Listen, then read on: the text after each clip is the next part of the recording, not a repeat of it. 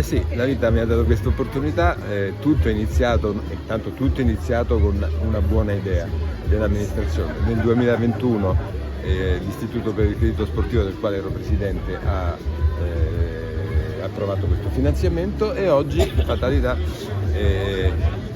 inauguriamo questo luogo meraviglioso che ha tanti ingredienti di carattere sportivo, sociale, educativo, vicino a una scuola, con un motodromo messo in sicurezza, con la produzione di energia, le lampade a LED, l'accessibilità per le persone con disabilità.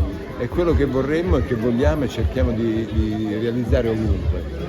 È la consacrazione dell'articolo 33 della Costituzione, è la continuità con le gesta dei grandissimi atleti e delle atlete delle Olimpiadi e delle Paralimpiadi, è tutto collegato, lo spartito è sempre lo stesso, è un'orchestra, ognuno suona il suo strumento e la melodia mi sembra che sia buona. Ha citato le Olimpiadi e le Paralimpiadi, è tornato in Veneto forse per la prima volta dopo l'esperienza. Beh, ma si torna spesso perché sono tante le occasioni, adesso qua vicino c'è un cantiere che ha ripreso a vivere, che è quello del velodromo di Spresiano, e abbiamo una progettualità ampia da portare avanti con il ghiaccio, perché tra le eredità olimpiche sono anche i palazzetti del ghiaccio, con un accordo che abbiamo fatto con la Regione Veneto e con la Federazione Italiana Sport Ghiaccio, ma ce ne saranno ancora tante, poi ci sono i giovani, anche strumenti, opportunità, progetti che sviluppiamo insieme all'Agenzia Italiana per la Gioventù, al Dipartimento per le politiche giovanili, il Servizio Civile Universale, tante cose. Ci preoccupiamo dei più giovani, come abbiamo visto oggi sulle tribune, dei bambini, delle bambine e degli adolescenti, anche di quelli un po' più grandi. Ha parlato di ghiaccio, fa riferimento anche ad Asiago? Noi dobbiamo cercare di fare in modo che le Olimpiadi non siano una parentesi che si è chiusa con lo spegnimento dei bracieri. E quindi quello spirito e quella voglia non soltanto di competere ma di fare sport anche in tutte le sue discipline, le sue articolazioni, si manifesterà anche nei palazzetti del ghiaccio che già ci sono, perché potranno essere migliorati, dovranno essere efficientati dal punto di vista energetico perché costano troppo, costano tanto, quindi molte cose da fare insieme. Lei è in piedi su un campo da calcio in questo periodo, inevitabile fare delle domande ovviamente legate al calcio, e da situazioni come queste da dove si riparte oggi?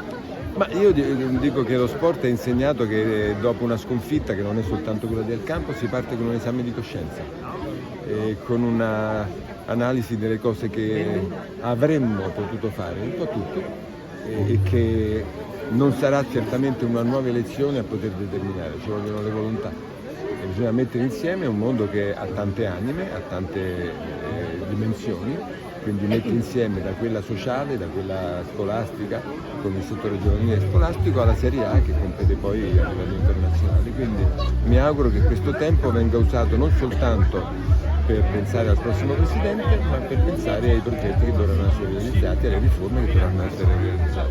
A proposito di Presidente, tra i papabili c'è anche il nome veneto, che è quello di Damiano Tommasi. I nomi vengono secondo me dopo, poi ci pensano quelli che devono pensare ai nomi. Io penso alle cose che vanno fatte e spero che questo, qualunque sia il Presidente, sia una priorità assoluta, un impegno solenne, un patto d'onore. Le faccio una domanda dal Ministro dei Giovani. In Regione si sta discutendo la possibilità di vietare i social, una proposta che ha fatto il Governatore Stefani ai minori di 14 anni. Lei cosa ne pensa? Ma è un tema che stiamo affrontando anche noi, al di là poi dell'interpretazione che ogni territorio darà, ma io credo che questo sia un tema che riguardi tutti. Esiste il problema della dipendenza, esiste il problema della devianza attraverso un uso smodato dei social, esiste un problema dei contenuti che dalle piattaforme arrivano a volte senza controllo, e per quanto ci affidiamo sempre alla responsabilità genitoriale, diciamo così, io credo che qualche valutazione che altri paesi europei hanno fatto, e non soltanto in Europa, vada fatta anche da noi per prendere una decisione che non venga spiegata bene, che non venga presa semplicemente come un divieto, ma come una tutela, come una protezione nel senso buono del termine, come recita anche la Costituzione, che parla proprio di protezione dell'infanzia e della gioventù. Si deve manifestare in qualche modo, perché non c'è una capacità, è anche comprensibile, di autogestione. Il rischio che corriamo è troppo grande per lasciarlo così andare come viene. Dobbiamo aiutarci a fare in modo che quegli strumenti vengano usati per rimanere anche collegati con il mondo, ma non siano l'unica modalità, e soprattutto quella protezione che passa dai contenuti, che non sono sempre adeguati rispetto ai bambini e agli adolescenti che hanno libero accesso.